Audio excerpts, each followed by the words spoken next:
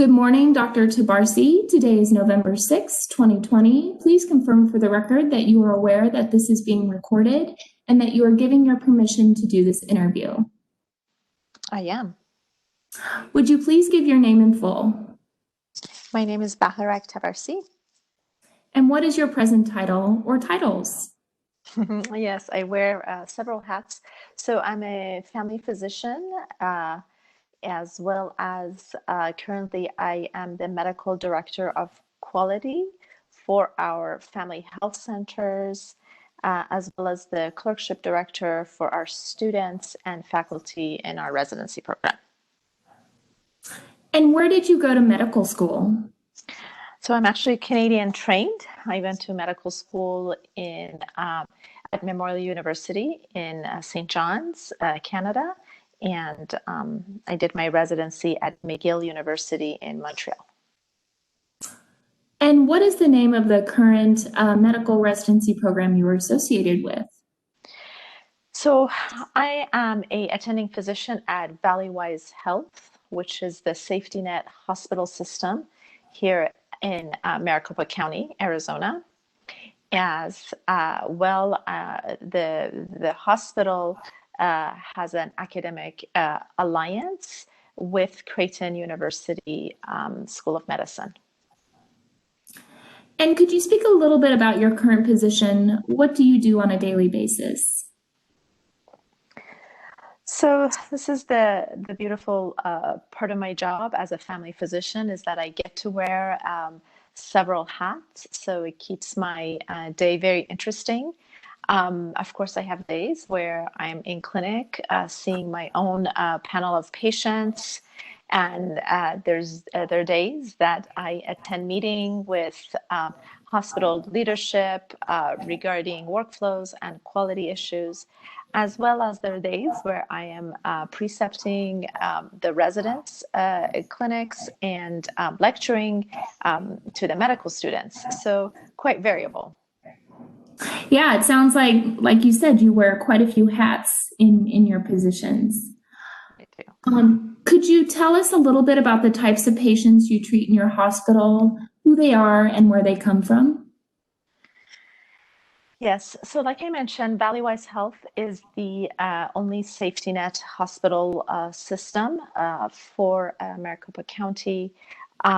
We have a high number of Latinx patients, Hispanic patients, who are either uninsured or underinsured, as well as other patients who are refugees who have come to our clinics. And then we have other patients who are self-pay or uninsured as well. So a wide variety, but definitely we are the safety net hospital system.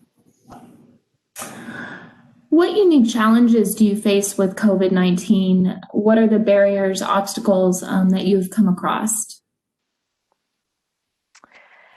So I don't know if there is a healthcare provider, clinician that has not faced any challenges. I think we have all had our challenges from the beginning, and the issues with PPE, because COVID-19 is, of course, a novel virus.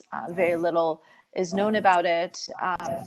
There's very little guidance initially that we had, even from the CDC or our local health departments, because as I said, it is a new virus.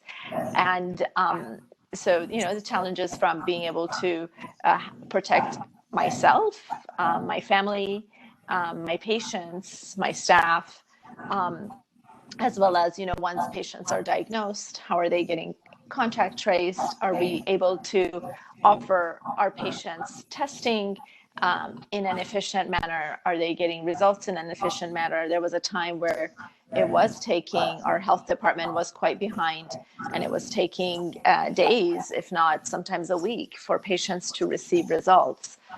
So the challenges have been many, from PPE to patient care.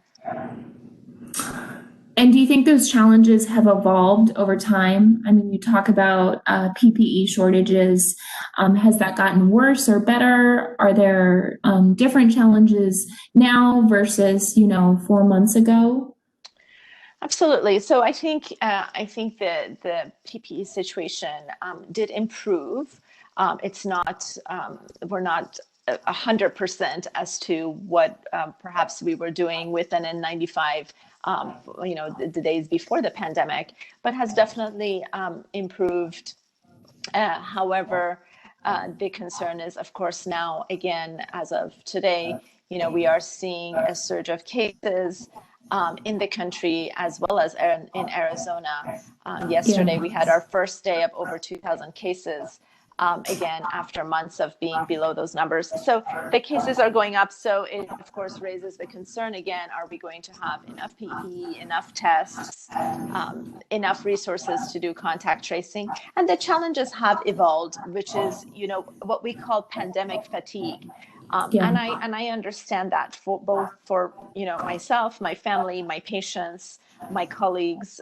People do get tired and they want to carry on with some sort of normalcy, but unfortunately we see now again that we're seeing these cases, and some of it may be due to small groups of people even gathering and spreading cases. So the challenges definitely continue to evolve, and this concept of pandemic fatigue, I think, has a big role to play as to the cases that we're seeing now.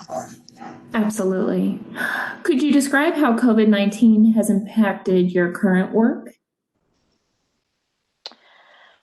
Absolutely. So the work, once at the beginning of COVID-19, our practice, our outpatient health centers moved very quickly.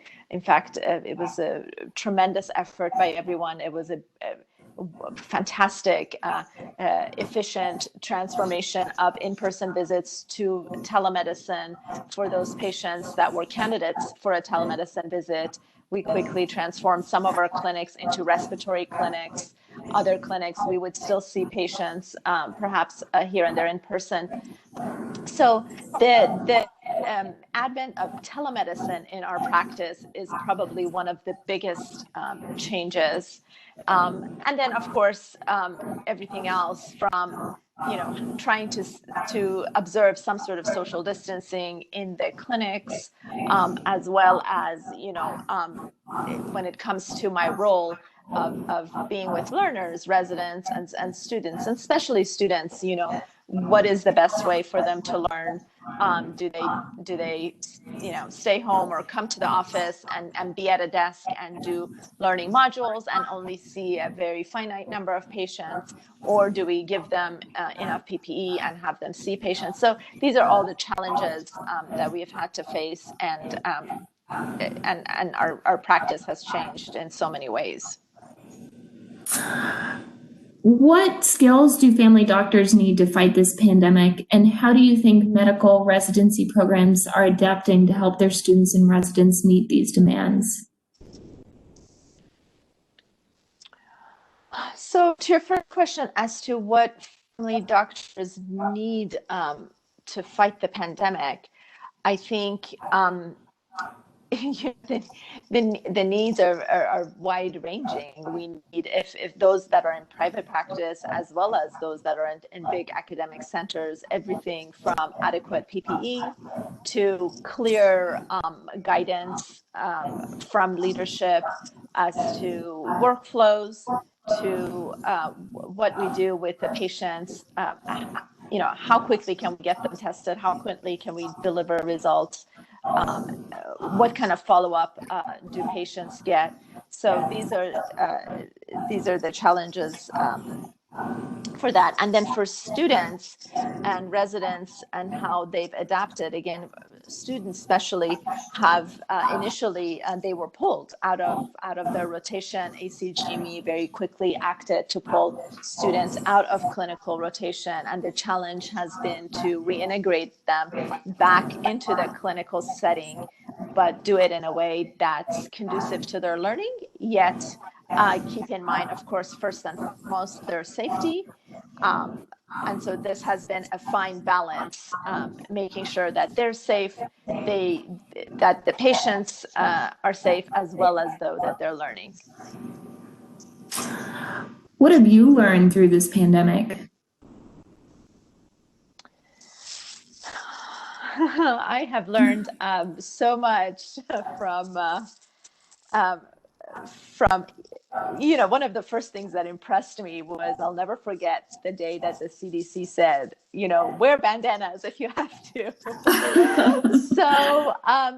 So it really taught me, I think, at that moment. It's like, you kind of go through residency and training, and you think about these big organizations like the Centers for Disease Control or the ACGME, and you think, gosh, there's these, I don't know, just the vision of them that I had very quickly became that, they're going to just struggle with this as much as anybody. And, so that was one of the things. But in all seriousness, I think one of the most important things for me, and I've been, I came to America as a refugee. I came to America as an asylum seeker.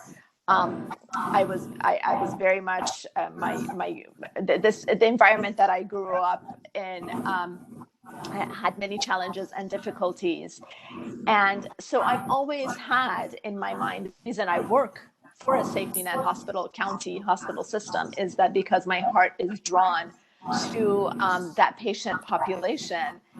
But really, it was through this pandemic that it really reinforced for me. And now it's much more in the forefront of my mind as to the healthcare disparities that we face in America, and what is our role as physicians, and most importantly, as family physicians. We are patients' doctors. My patients think of me as their doctor. They'll go see their cardiologist or their pulmonologist, but I'm the doctor. They often come back to me and say, hey, the cardiologist said this, but I wanted to check with you before I do what they say. So, we are their doctor, and what is our role in advocating for patients, and how do we resolve the structural racism that exists in medicine? And I think COVID-19 has really exposed, in a very bad way, of course, but exposed the healthcare disparities. But perhaps it's an opportunity for us to now that we know, to do better. What does that say? Maya Angelou, when you know better, do better, I think.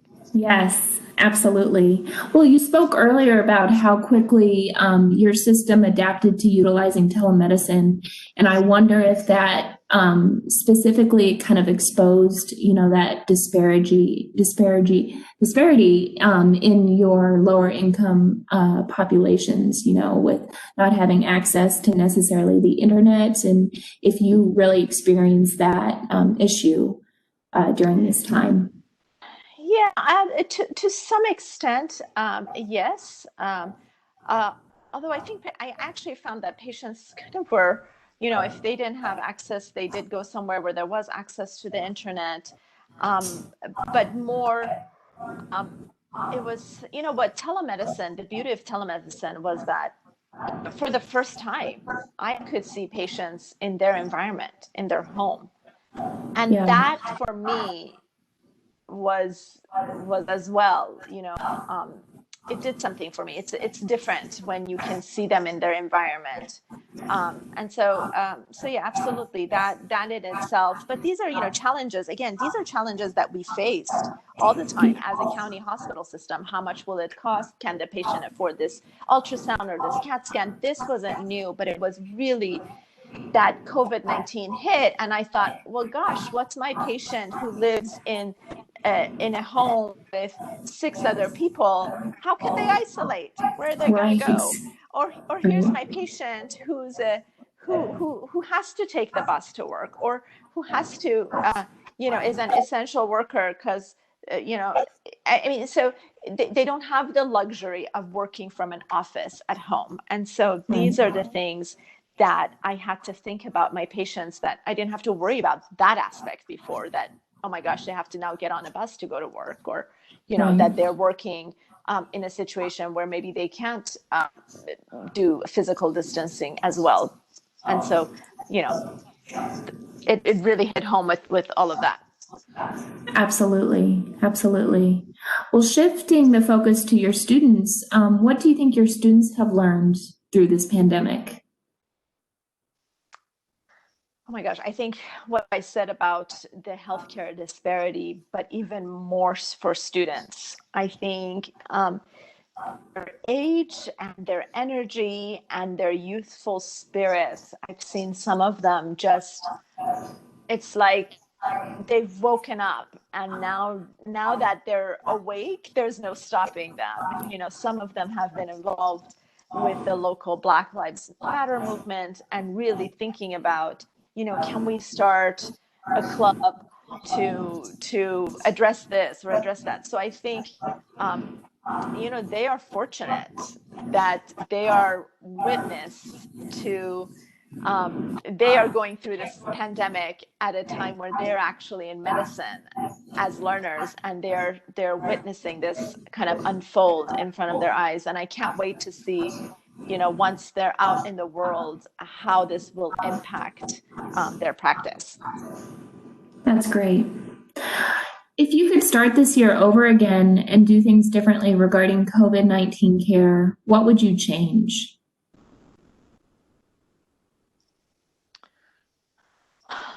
Um, I'm not sure how much is in my power to change. If I had to go back personally, is that perhaps I could have been more vocal, even though I am, on social media to some extent. Yeah.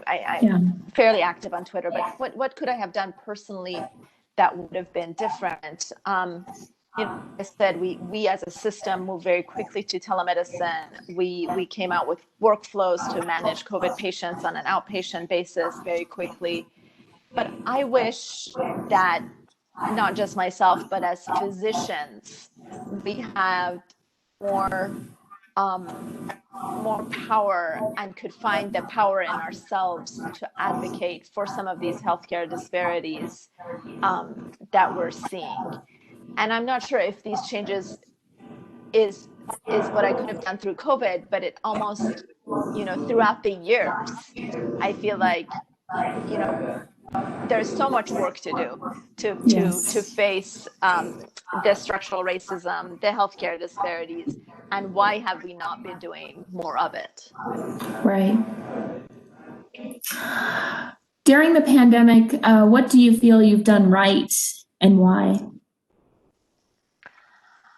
I am really proud. I don't know what other healthcare systems are doing, but I'm really proud of my role and the community that I work with, the hospital system I work with, not only with the telemedicine movement, but also thinking about workflows to develop very quickly on how to manage patients who can potentially be managed at home.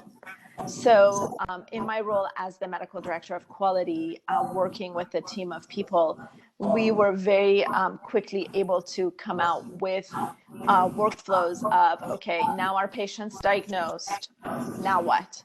So, through daily calls involving care coordinators, involving our nursing staff, prescribing them that pulse oximeter, setting the alarm to the pulse oximeter, making sure that they are monitored at home, that they can quarantine at home, uh, and at what point, the instructions that we give them as to when they will need to seek hospital care. I think that's been something that really makes me proud. And to this day, just yesterday, I was on a call with a patient who did end up being admitted to the hospital, but now post hospital, we're managing her on her oxygen at home, and it's my job to kind of slowly think about when is she ready to slowly wean off the oxygen. And you stay on the phone with that patient for 5 minutes as they lower their oxygen by 1 liter and walk around their house, and then you ask them about their symptoms. So this outpatient management of patients has been, I think as family doctors, this is a critical role um, with COVID specific patients that we have to play. That is our duty to see how we can best manage them at home. Absolutely. Who are the people you have worked with most closely during this pandemic? Who has impressed you during this time and why? And were these established professional relationships or new relationships? Some of both, actually. So the group of physicians who came out with the various workflows for inpatient, outpatient triage system, those were some new relationships, and I'm so privileged to have been representing sort of outpatient primary care family medicine in this team to be able to guide our other colleagues and clinicians. The nursing staff, really, I've been impressed by our care coordinating team and our nursing team. So those established relationships, but working together to come up with the best way to manage our patients was really beautiful to see. And then some of the newer relationships is with, you know, finding out what are the ACGME guidelines for medical students, how do we keep them learning. Obviously, I've never had to do that personally, where all of a sudden the students get pulled. How do we continue to teach them? And then how do we reintegrate them safely? And those are some of the new challenges for me, but exciting to go through it. It sounds very exciting. That's wonderful. Looking forward, what is your sense of where family medicine is going in the future? So I think family medicine has a bright future. I think, I'm, as I mentioned early on in this interview, I'm Canadian trained. I did do a year of residency, an additional year in Vermont. But most of my training was in Canada. And so, in Canada, really, family medicine is the foundation. I mean, everybody's got their family doctor. You really don't make a move, without your family doctor kind of being in the know about it, doing the referral for you. So, family medicine is in the fabric of that culture. It's the basis for their healthcare system. And so I think that in America that we still need to move forward toward that vision of putting primary care and family medicine first, making sure everyone has access to a primary care physician, because ultimately that's where you're going to see prevention of disease, management of chronic disease. But going back to these issues of healthcare disparities, the heart of a family doctor, I think, is most connected with their patients. So, and it's that relationship that is going to plug or pull at that heart to become an advocate for the patient.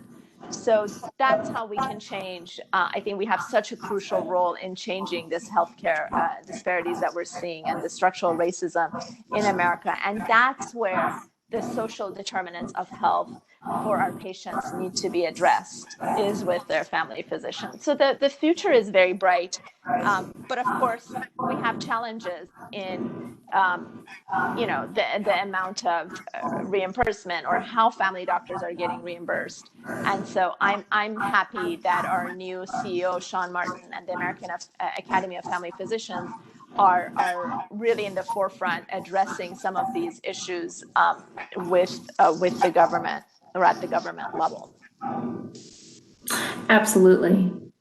The other thing, if I can mention one more thing. Sure. In relation to just this last point, and I'll just make this as kind of my last point. I'm a firm believer in team-based care.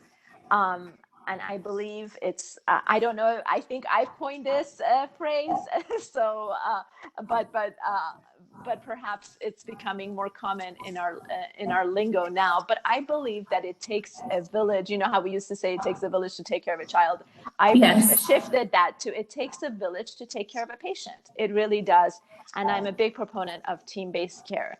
However, I do want to mention that at the same time, as family physicians, we need to be aware of the role of other clinicians, including nurse practitioners and physician assistants, who are providing care to our patients, and what our relationship with them needs to look like, and what and how that transparency of who our patients are seeing, what their level of training is, how do we address that as a community of family physicians? How does the American Academy of Family Physicians address that? And how do we move forward to work with our colleagues? But what does physician-led care look like? And I think this is an area that I would love for students to be aware of, for residents to be aware of, because if you don't know what's happening, then you don't know how to address it. You just don't have that awareness. And I think, and again, this is where I really do appreciate Sean Martin and his voice in this, because I think as family physicians, again, we are about team-based care. We value the role of our nurses, our medical staff, assistants, our pharmacists, as well as the other clinicians, nurse practitioners and physician assistants. They have a role to play, but what that looks like and how we educate the community, how do we educate legislators, and how we educate our patients about who has what type of training and what does appropriate supervision look like. Wonderful. I know you said that was your last thing that you wanted to say, but just wanted to make sure there were no other thoughts you'd like to add to this interview before we conclude. No, I think okay. I really appreciate this opportunity that you've given me to express my views and my voice. I appreciate it. Well, thank you so much. This will conclude our interview, and I'd like to thank you for taking the time out of your very busy schedule to conduct this interview. Yeah, my pleasure.